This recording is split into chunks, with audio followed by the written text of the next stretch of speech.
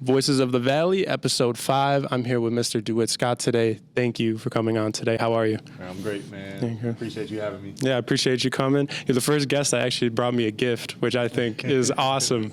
That's awesome. I hope that is a culture that continues. Yeah, I'll put the word out. There you go. Yeah, thank you. Thank you. So how long have you been at Moraine? I've been in Moraine almost 7 years. 7 years? Yep, next month, next 7 years. Yeah. So it's been pretty cool so far. Yeah, and did you go to this college when you were growing up? I didn't actually. Yeah. I didn't go to Moraine, actually. I had a lot of friends that went here, and my first introduction to Moraine was during my college years. My friends were here, and I would come up here to play basketball with them.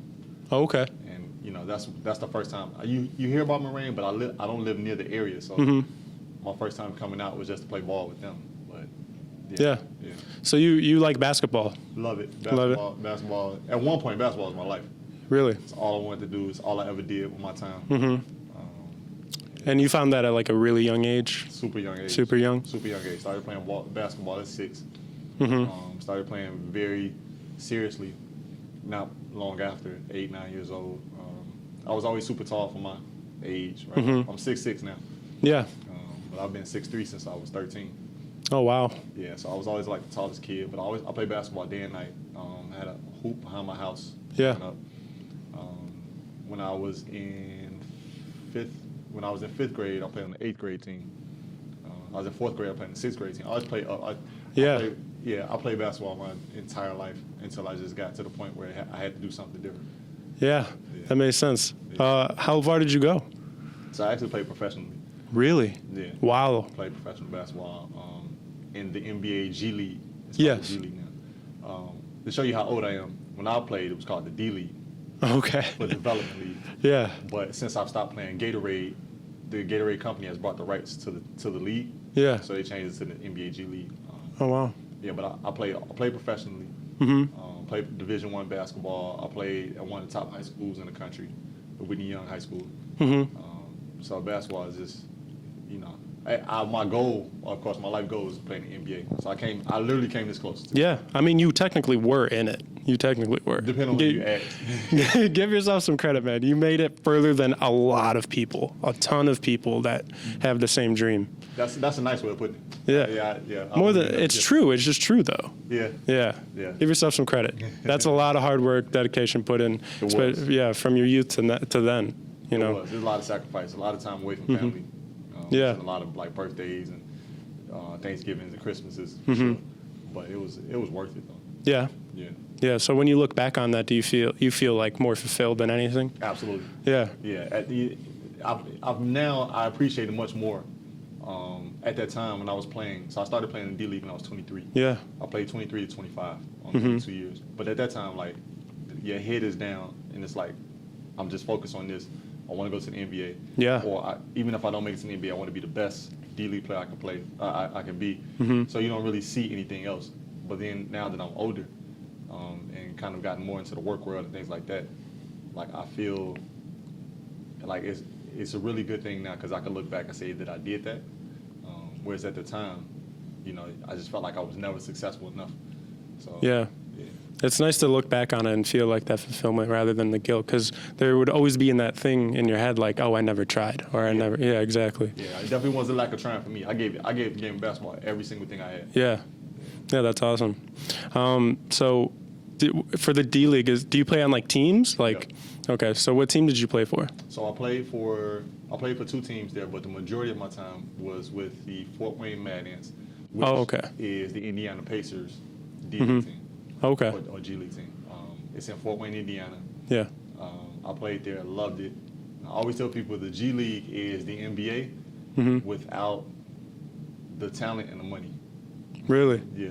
Like the rules are the same, the culture is the same, expectations in terms of like on the court are the same, but obviously we're not as talented and as athletic as those guys, and we don't make anywhere near as much money as NBA players. So. But at that age, though, for that time, it's just a lot of fun. You're traveling, you're playing ball. Oh, yeah. It's a bunch of fun. Yeah, so did you travel like the country doing that kind of stuff? All across the country. Yeah. All across the country, from California to Maine. Mm-hmm. My very last D League game was in Maine, Augusta, Maine. Okay. And being from Chicago, going to Maine was just like, Yeah. like you never think you would be in Maine, right? Exactly. But because of the D League, because of college, I've been to Maine multiple times. They have a D League team, a G League team in Idaho. I've been to North Dakota like 10 times. I've been to South Dakota about 10 times. I've been to places that you just wouldn't imagine going. Yeah. Like ever going to South Dakota? I don't think I ever had like an ambition to go Nobody there. does. Yeah. Where was your favorite like place to play, Oh man. or even just to visit? So my favorite place to play and visit actually was LA. Yeah. In the G League was my first time going to LA. And we played in the Staples Center, which where the Lakers played. Yeah. They changed the name a month ago, like crypto.com or whatever. Crypto.com. Yeah. I think a crypto bought it, didn't it? Yeah. So, Very weird. But playing on the floor where Kobe played, where Shaq played, like that's where our game was. So like in the middle of the game, you look up and you see Magic Johnson's jersey retired, Kareem Abdul-Jabbar's jersey retired. Kobe was still playing at that time. But to just be on that floor, like it's like, man, I never in my life thought I would be playing an actual game on the Staples Center floor. Yeah. It was a very surreal moment for you. Oh, man, it was just the best moment. I was just so excited. My team lost. We lost. But I was just so excited because it's like, this is something I'll probably never get a chance to do again. But I can say I did it. At least you went there, you know? Yeah, I did it. So when did the path change for you? Like, when did you finally realize, like, okay, I should get away from basketball and start pursuing something else? Well, I was in my second year in the D League. Yeah. And I wasn't a star in the D League. I wasn't even a consistent starter. I may have started maybe a fourth of my games. The other 3/4 was coming off the bench. But it's like one of those role players. And typically in the G League or any minor league sports situation, the role players don't make it. Oh, okay. Higher level, right? In order to even get to the NBA, you have to be a star on the lower level. I wasn't a star. I understood that. I was never delusional about that. But what helped me was prior to getting to the D League, I played Division I basketball at Purdue Fort Wayne, Purdue University at Fort Wayne, in the very same city that I played for my G League team. And while I was there, I was able to get my bachelor's and my master's. So I was playing ball at Purdue Fort Wayne, and I graduated with a master's degree. Yeah. So when I got to the D League, you know I'm not a star, but I'm trying my best to get there. But after getting to the end of my second year, I'm like, it's not a lot of money. I play sometimes I don't. It's a lot of traveling. It's a lot for this, right? And I'm like, what are my other options? Some of my teammates and the guys I was playing against, they didn't really have other options. They didn't graduate college, right? Oh, okay. But at the time I'm in the D League, I had 2 degrees. I had a bachelor's and a master's. So I was like, well, I don't have the same, like, roadblocks. Like, I can actually do something else.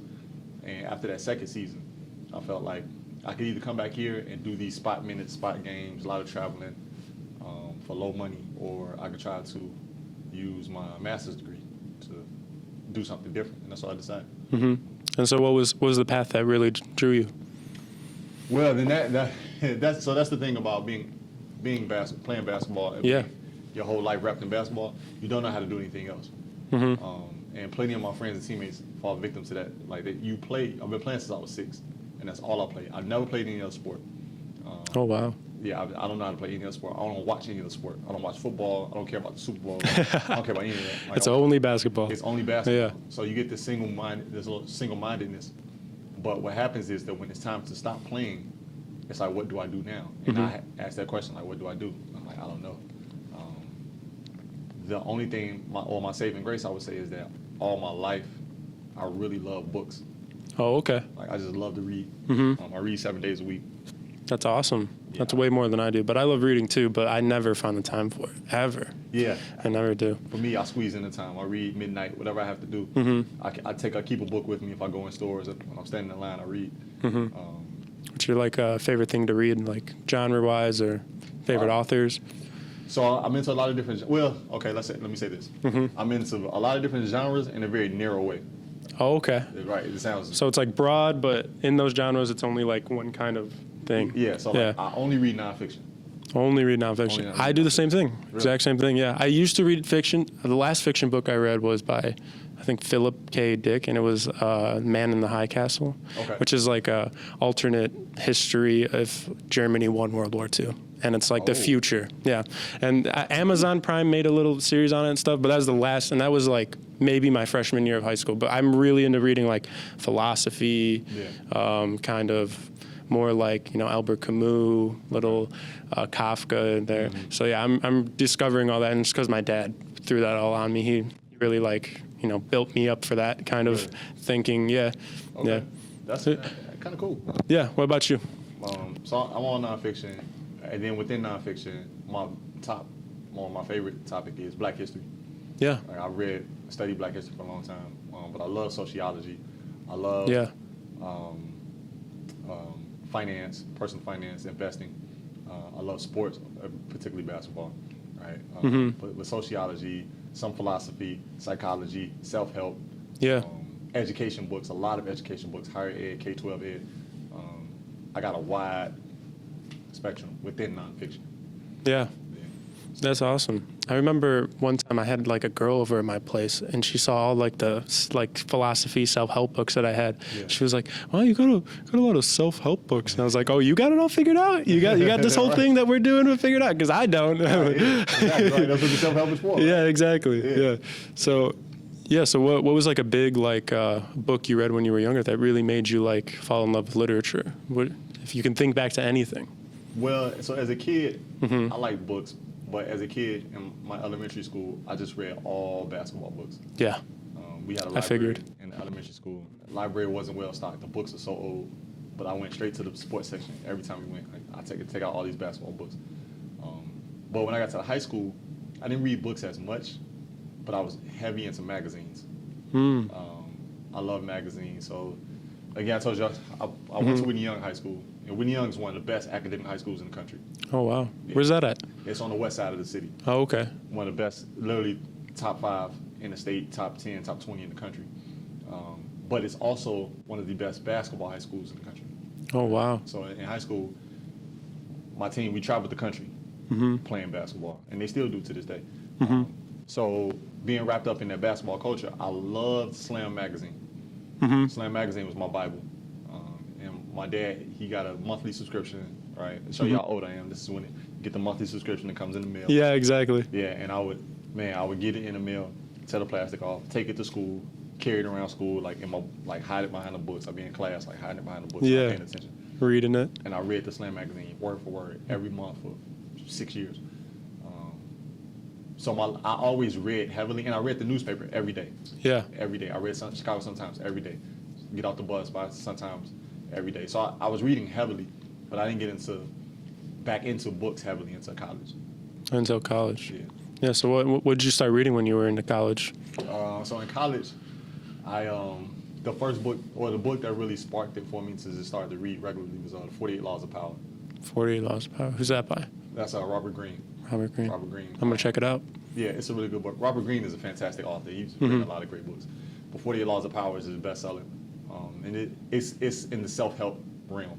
Yeah. Yeah, but it's just talking about strategies about how to not only acquire power, but to deal with those people who are in power in ways that are beneficial for you.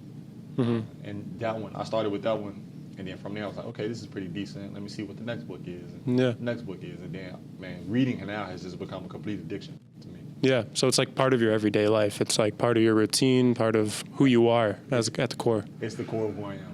Being a basketball player is at the core, center of who I am. But reading is. I have a book tattoo, right? Oh, really? Yeah, the tattoo is I don't know if you want to show it on the camera. Yeah, sure. I don't care. I got mine out, so. Okay. So I got a lot of tattoos, but yeah. So Oh, that's awesome. Yeah, it's a stack of books. I won't say my favorite books, but these are the books that I think played the largest part in shaping who I am. Oh, yeah. Right. And 48 Laws of Power is right there in the center. There you go. Yeah. So, this is how obsessed I am with reading, man. That's awesome, man. Yeah. That's really cool. Yeah. And over here, autodidact. It was a little ashy. I should have put lotion on. But autodidact means self-educated. Self-educated? Yeah. So I'm a book fanatic. I got you. So when you were in the D League, were you reading still? Heavily? All the time. Did your teammates give you crap for that? All the time. All the time? Teammates clown me all the time. We'd be in the airport. I'm reading in the airport. We'd be on the bus. I'm reading on the bus. It's like, this dude is a nerd. Yeah. Books and basketball don't really go together. So I was always the nerdy dude on all my teams. Yeah. Never went out at night. I'm in the room reading books. Yeah. We get to the hotel. I don't have any girls in the hotel. I'm reading books. Yeah. When we get back to our home city and we're not practicing, I would sit in borders for hours.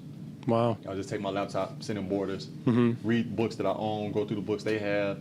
I probably spent majority of my salary on books. Wow, that's Yeah. awesome. So you really fell in love with books as much as you did with basketball. I would say almost. Yeah. Yeah, Almost. I have a basketball tattoo as well. Yeah. But I have a love for basketball that's just unmatched because I started so early and I got so much joy from it. And I got so many friends from it. All of my groomsmen at my wedding, they're my former teammates. Yeah.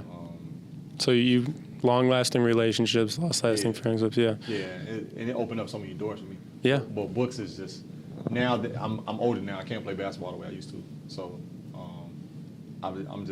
I can't even describe my love for books at this point. Yeah. Yeah. It's like you can't describe like your wife's love. You Right, know what I yeah. mean? Yeah. It's just like it's there and you Yeah. know it's there Yeah, and you yeah. feel it. That's Yeah. awesome, man. Yeah. Yeah. So how much from books do you think you've learned more than you learned like sitting in a classroom? Oh, it's not even close. You think you learned more from reading Oh, by far. by far? Like 10 times, if 10. not 100 times. I have as well. Like whenever I read about a topic that we're like learning about in class, Mm-hmm. I feel like I go in already knowing tons and tons more Yeah. than what the teacher's going to teach me. Yeah. You know, and so like I just kind of repeat what the teacher likes, and then I get A's. You know. Go from there, right? Yeah, exactly. Yeah. No, school. I mean, don't get me wrong. School is great. Yeah. I have a lot of college degrees, but I've always been an average student. Yeah. I've always been a C student. Mm-hmm. Like I never was an A student. I never was a B student. Mm-hmm. I got a lot of C's. But for books, I mean, I've learned so much. Mm-hmm. You know, that's my real education. People ask me my alma mater, so my alma mater is books. Mm-hmm. You know. That makes sense. So what's like the mantra you carry from all that information that you get from those books? It's like, if you could put it in a sentence. I know it's hard because it's just like, what do you think's your mantra from all that? I would say that self-education really is the key to everything. Mm-hmm. And that I think what most people think is that once you get formally educated, whether high school, college, whatever, that you're sort of set from there. But I've learned that after you're formally educated, that's just the beginning. Like Mm-hmm. literally, that's the warm-up. Yeah. Yeah, like so I have I have a PhD. Well, it's really an EDD. I have a doctorate. Yeah. Right, I'm a doctor. I have a bachelor's degree, a master's degree, and a doctorate. After getting the doctorate, that's the warm-up. Right? Wow. Yeah, that's the warm-up. 8 years is a warm up. Yeah. I think it 8 may to have 10 been more years. than this. Yeah, like 10 years for me. Yeah. Right, that's the warm-up. Like once I got the doctorate, I walked across the stage with my doctorate and everything. Now, Dr. Scott, and everybody calls me Dr. Scott or whatever. Now, this is the first quarter. Like, Mm-hmm. now I have to pick up my books and I have to learn. Because one thing about learning is the more you learn, the more you realize you don't know. Wow. Right, so you can study all these things. Like, That's definitely going to be the quote. Yeah, I guess, right? Yeah, so The more like you say, learn. you're into philosophy, and Yeah. the more you get into philosophy, the more you start thinking about questions like, okay, well, what about this question? Why don't I know this, right? Like, Mhm. you know, I can have a doctorate, but I don't know anything about how the phone works, right? Or how these computers work, Yeah. or their microphone, or, you know, why you put the shirt on that you put on today. Like, it's so Yeah. many, you can just keep going, you know. Yeah. Yeah, that's me, essentially. That's cool. That's really cool. Yeah, I've never had an answer like that before. That's really like powerful. Yeah, anyone you tell, once you graduate college, now It's the time. start. Yeah, now the game starts. Now the learning starts. You need to start to learn and educate yourself. Yeah. That degree was just, you just, like I said, that was a warm-ups. Hmm. My dad always told me like when he had kids, he like realized that adults are just like bigger kids, you know? And so, yeah, I think there is a point where a lot of people, I think, just kind of stop with their education and just kind of live their life and think like what they know now is all they should know. Yeah. And, you know, and then you see that a lot, like even on the internet now and all that, where everyone thinks they have the correct answer and this is the right way to do things. Yeah. When really, like, you know, why should this always be the thing? Exactly. You know, it could always be better. It could always get better. And I think like intellectuals like you, like really are the things that push forward that kind of. Well, I don't know if I'm an intellectual. You speak like one. I speak like one. Yeah. My wife might think differently. She said, hey, "You're not that smart." And my wife by far smarter than me. My wife, she actually in 2 months in May she'll graduate from law school. Oh, okay. Congratulations to her. Yes, congratulations to her. I love her to death. She'll graduate from law school, and she has a master's from an Ivy League school. Wow. So I was the C student, she was the A student. So she's by far smarter than me, and she reads too. Not like I do, but she's a reader as well.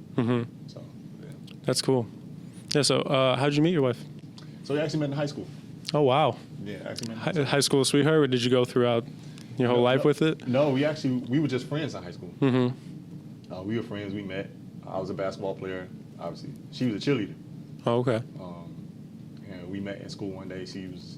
She like saw me walking down the hall. She was like, "Hey, good game the other day," and I was like, "Who's this girl's kind of cute."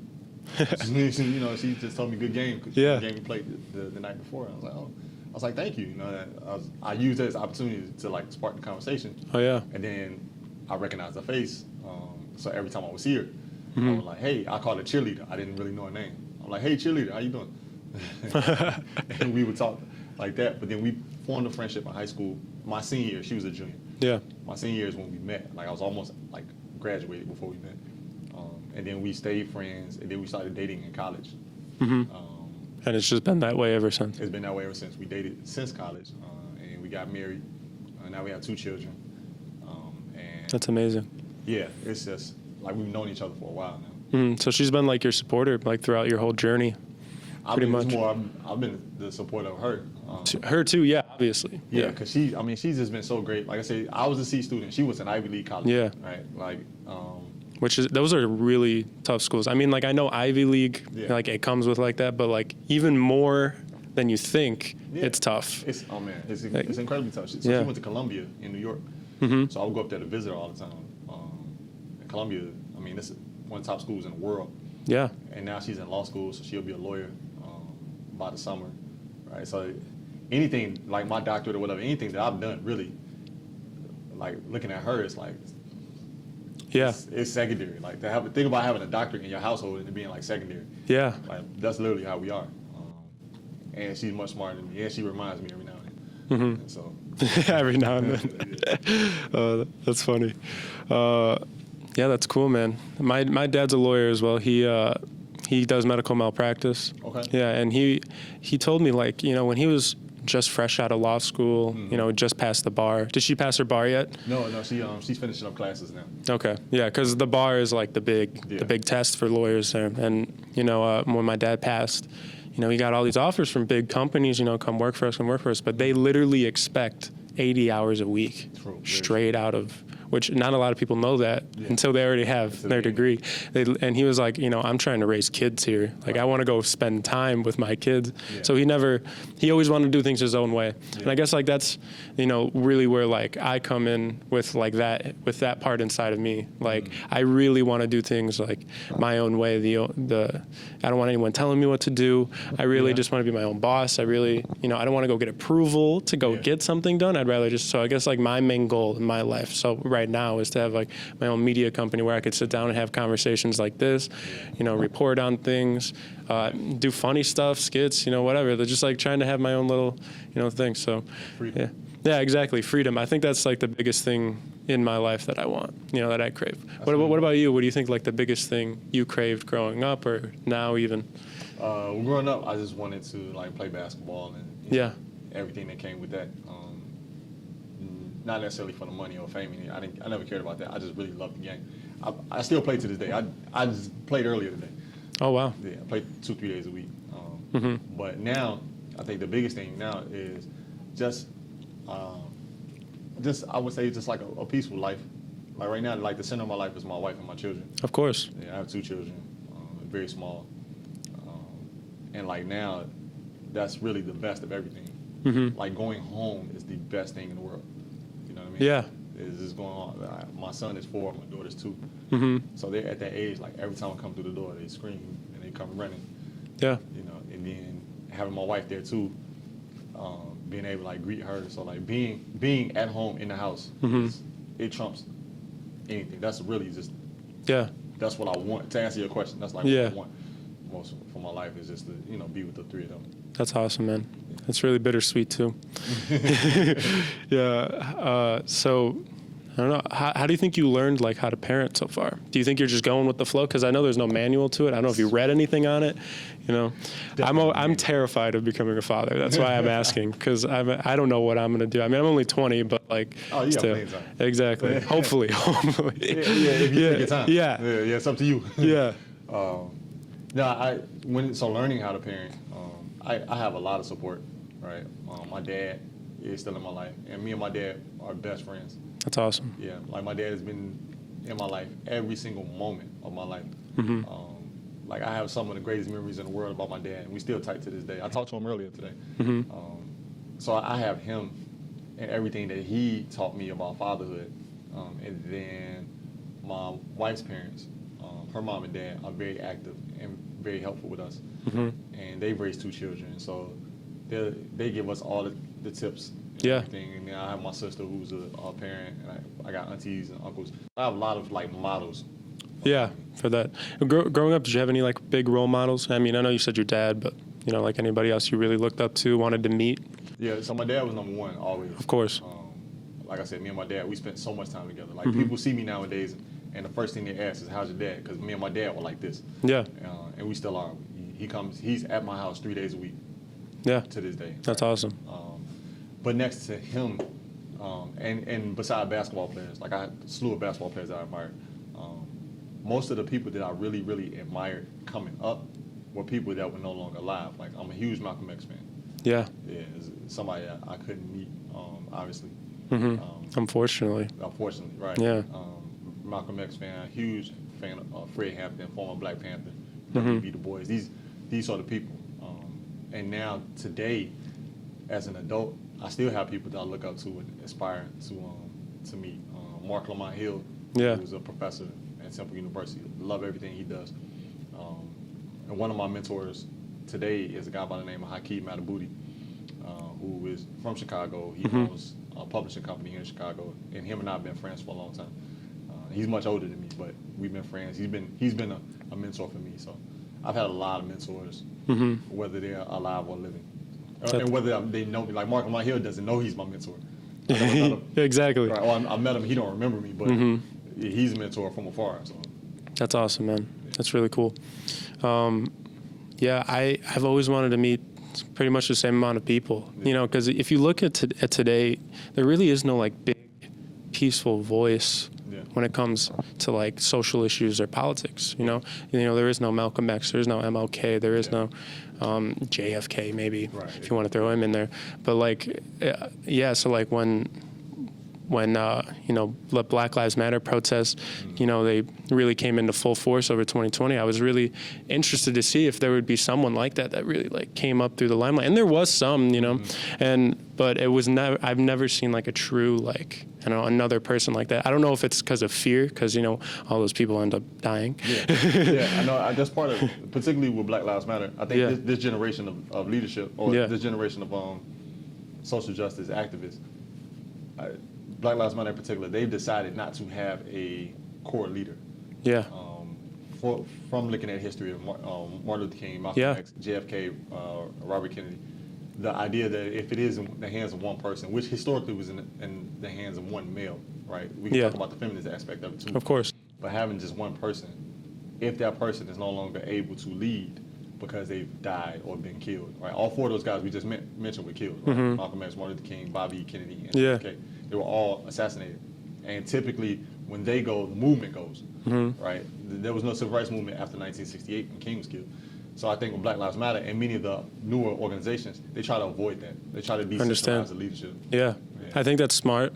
I also think it's a little bit harder to get it going because there's no one to like really to follow. Yeah, it has its challenges. Exactly. And then the same thing that happened with Fred Hampton, he's getting murdered in his apartment in Chicago. Exactly, It's crazy. Yeah, the Chicago chapter of the Panthers was never the same. Yeah, never. And like I watched his, old speeches on YouTube. He was like awesome. He was a fired up guy, completely believed in everything he was saying. Like he said like opinion, but when he spoke it, it was fact. Like that's how good he was at speaking. He was so smart. Yeah. So smart. I have a Fred Hampton tattoo. I have his face tattooed on my arm.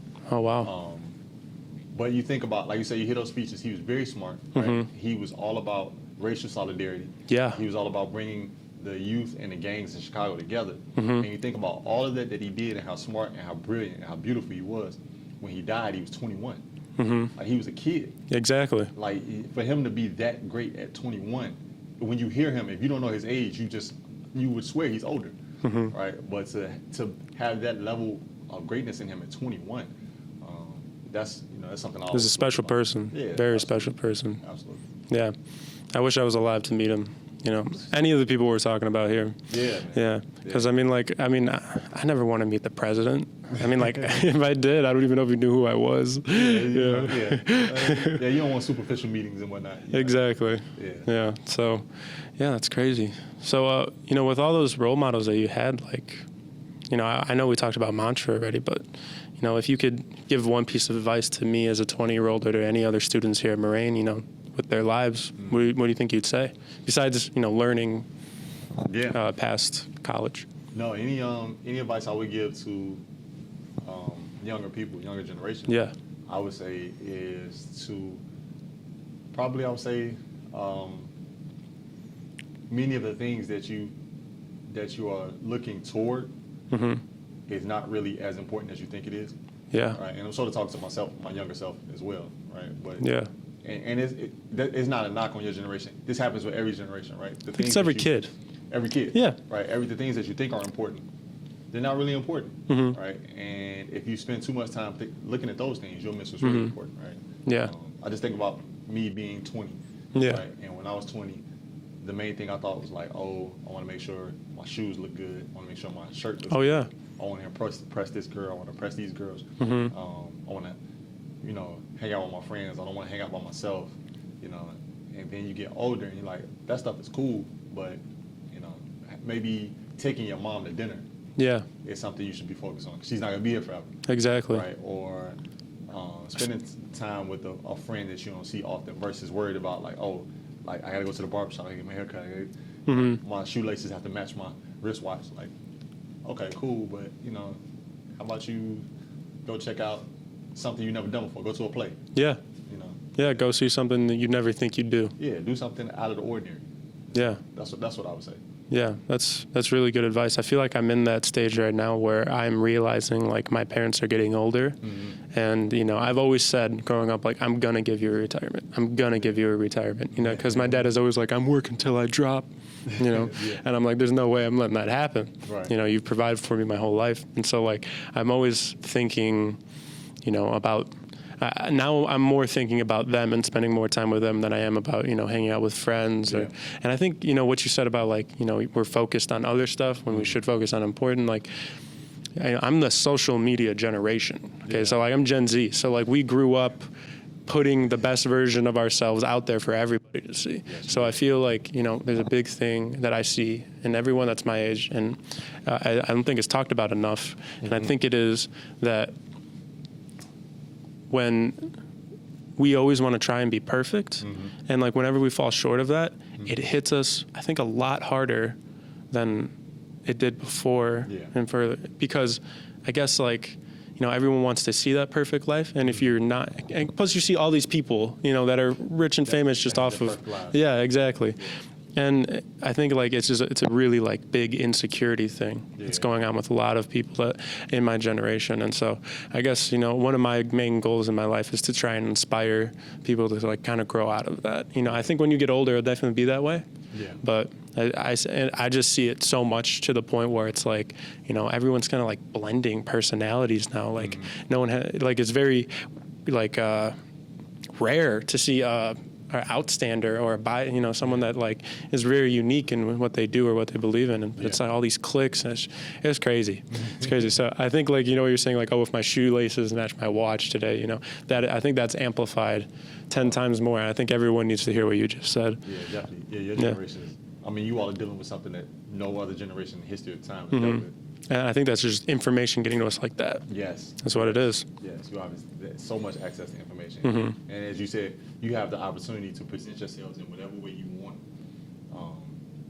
You could, with social media, you can put out whatever narrative about yourself that you could just create whatever you want to create, regardless if it's authentic or, if it's make-believe or whatever. So, yeah, it's definitely a serious challenge for your generation. Yeah. I think it also kind of destroys the empathy factor for us as well, because I mean, there's a lot of people that judge, off of that, and it's easier to, like hurt someone over online than it isn't to their face. Yeah. And so like, I feel like that also causes a lot of social anxiety. I think there's so much to it that just comes from having this thing in my pocket on me at all times. And I mean, like, eventually it's going to be like in our arms, like we're never going to be able to get away from it. Yeah. And I think I said this the last podcast, but I'm going to say it again because I love the quote. But I saw it like a few weeks ago online. It was in 2001, computers were a way to get away from reality. But in 2022, reality is a way to get away from technology. Wow. Because we're surrounded by it. Yeah, that's true. Yeah. That's true. I never thought about that, but that's a very accurate quote. And with the way things are evolving, you got to be more diligent about getting away from. I mean, with the metaverse and those sort of things coming, virtual reality is going to be tough. Yeah. It's on your generation to create what's new, because what will be new will definitely be better because you won't make the same mistakes. Exactly. Yeah. I think that's a good spot to end off. Yeah, that's cool, man. Hey, thank you, Mr. Scott. I appreciate it. Yeah, no, I appreciate it. Oh, it was a lot of fun, man.